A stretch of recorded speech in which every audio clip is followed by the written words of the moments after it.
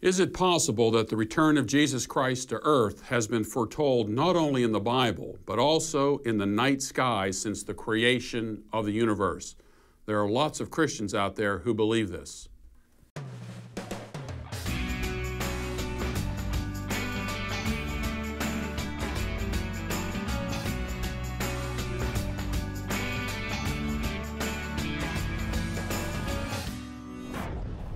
There's an article in WorldNet Daily that, with the title, "My Stars, a Second Coming of Jesus Etched in Night Sky." We get these types of stories all of the time. And I remember my good friend of mine, David Chilton, who died in 1997, is the author of Productive Christians and Age of Guilt Manipulators, was also a very, very good student of Bible prophecy. He wrote a commentary on the book of Revelation called The Days of Vengeance. He also wrote probably one of the best biblical theological statements of Bible prophecy, Paradise Restored, and a short commentary on Matthew chapter 24 called The Great Tribulation. Well, he had gotten a phone call from a woman who wanted to disagree with him on Bible prophecy, and David went through all of the basic biblical arguments related to Bible prophecy and all the hermeneutical principles that you needed to interpret Bible prophecy, and showed the time words and how you interpret Scripture with Scripture, and on and on and on. Well, this woman wasn't convinced. And then David, who had a very good sense of humor, said, "Do you know," because this was a debate over something Hal Lindsey had written. "Do you know that Hal Lindsey publishes with Bantam Books?" And this woman said, "Well, no, I don't really know much about that." And "Do you know what the address is of Bantam Books?" And she said, "Well, no." Do you realize," David said, "that it's 666 Fifth Avenue?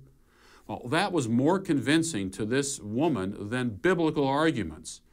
And when we come across people who are trying to make the claim that the gospel is in the stars and the constellations, and that we can look to the constellations in some stellar event to tell us when the end might be near, is very similar to people who look for these extra biblical concepts to help them determine whether or not something is truthful or not. We had, for a while, it was the Bible code, where you could go through the Bible and you could string a number of Hebrew letters together, and you would look at events that had already taken place, and you would say, "Hey, look at this, this was in the Bible." And I've shown people, if you take the Hebrew text and you spread it out, or you narrow it, the relationship between the letters changes, and so you can get the Hebrew Bible to say almost anything, especially since there aren't any vowels in Hebrew. And so you can start adding vowels the way you want. You can add an E here or an O here, and maybe sometimes you can add the I and the U in the same place and get a completely different mix of words. Well, this, unfortunately, is a lot of what this the witness of the stars. E.W. Bullinger wrote a book about this. There's another one called The Gospel in the Stars by Joseph A. Seiss. And I think Jesus deals with this very, very well in Luke chapter 16, verse 31. If they do not listen to Moses and the prophets, they will not be persuaded, even if someone rises from the dead. And so this is the story of the rich man and Lazarus, and he says, the rich man says, "Look, go back, to raise him back up from the dead, and go back to my brothers, and so that they'll believe." And Jesus says, "Look, they're going to believe Moses and the prophets. They're not going to believe if someone is raised from the dead." In fact, this is the case we have today.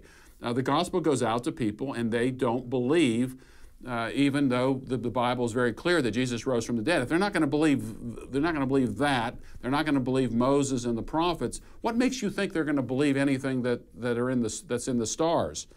And there is no uniform constellation system. There are no star patterns. If you look at a lot of these constellations out there, it's somebody's imagination that has taken a pattern of stars. They see a pattern there, and they've drawn lines around it in order to say this is a representation of this particular incident in history, or this depicts this symbolic representation of this type of event.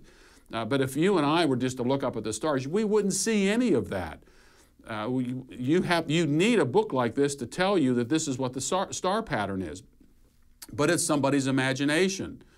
Look in the stars on a clear day and to see if you can see any of these patterns. You can't. Probably the only star pattern you'll ever see is the Big Dipper and the Little Dipper. That is going to be it. You're not going to see any of these constellations. It is just plain nonsense. And name one person or nation that has come to Jesus Christ as a result of looking at the constellations. Please tell me, show me somebody. Find somebody you know who says, I looked in the stars and I saw the gospel written large in the stars and I came to Jesus Christ as a result of that. That hasn't happened. And it's the same thing about somebody who looks at this one particular constellation and says that this is a depiction of the end of, near the end of the world. We're living in the last days. And the guy who's doing this has done this with other types of things before. Anytime somebody goes extra biblical on you, that is going outside the Bible to try to make a case, you're in deep, deep trouble, and don't pay any attention to them. And some of these constellations, this idea of constellations is nonsense.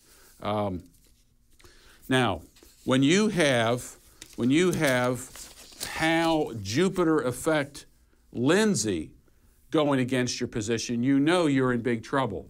Even Hal Lindsey has said that this is nonsense. Well-known Bible commentator and author of The Late Great Planet Earth told WorldNet Daily in 2008 that Blitz's analysis was pure speculation. And he writes, in my 50-something years of studying prophecy, to me the greatest indication of the time of Christ's return is based upon around the general things of prophecies coming together in the time frame. Well, look, Hal Lindsey is not quite as bad as all this, but he did believe in the Jupiter effect, the idea that the planets were going to align and cause some sort of extra gravitational pull, and it was going to result in all types of havoc on Earth. And so when you have Hal Lindsey critiquing your prophetic system, you're in big trouble. And it's the same Hal Lindsey who said that Israel becoming a nation again in 1948 was a significant prophetic event, and that a generation in Matthew chapter 24, verse 34 was 40 years. And so you add 40 to 1948 and you get 1988. And so he was wrong about that as well. We're far removed from 1988. So when you have someone like Hal Lindsey criticizing your position, you know that your position needs a reevaluation. Stick to Scripture. Pay attention closely to the time texts. Don't pay attention to when these signs are said to have to take place, especially in Matthew's Gospel, Matthew chapter 24.